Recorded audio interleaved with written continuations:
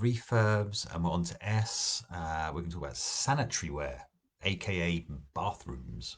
Um, so did 28 years in home improvement, and my one thing I would suggest is you always think about the end user when you're looking at bathrooms and thinking about if you're completely ripping it up and starting again. Think about who's going to be using it. So is it a family? Is it some modern young professionals? If you're doing an ensuite, what kind of space they're going to need? What type of tenant type do you have? And I'll share another little top tip with you at the end. So see what we get to.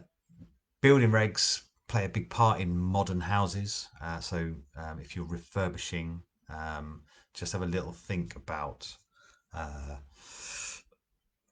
how that kind of all comes together. So, like your toilet, your WC has to be connected directly to a drainage system. It needs to have a basin that's fitted adjacent to it now in a new, in modern houses with a hot and a cold running feed.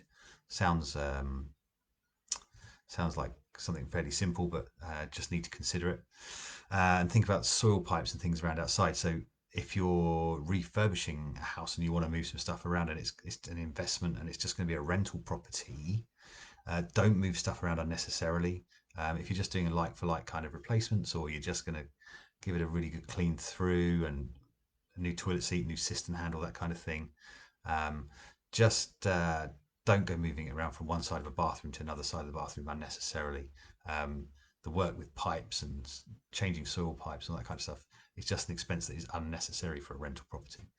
And I just wanted to touch on macerators as well. The um, the brand names are Saniflow, so people might refer to them as Saniflow, but they're actually called macerators.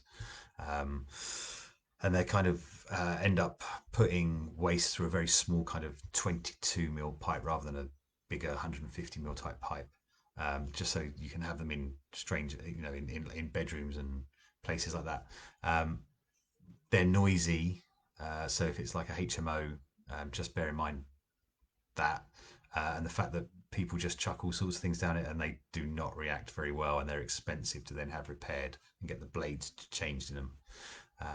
So just kind of macerators, yes, are useful in the right place, but as a last resort, if you can use a usual normal WC, it's always going to be your best bet.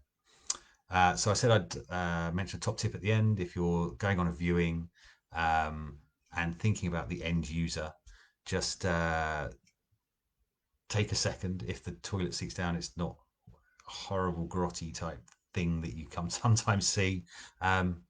Sit on the toilet and see if there's enough leg room, and think about the end user.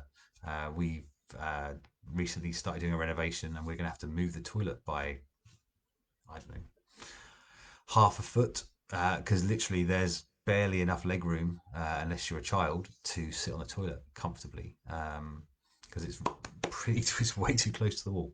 So that's a top tip if you're on a viewing. Just have a little think, and if you can have a sit, have a sit. Cheers.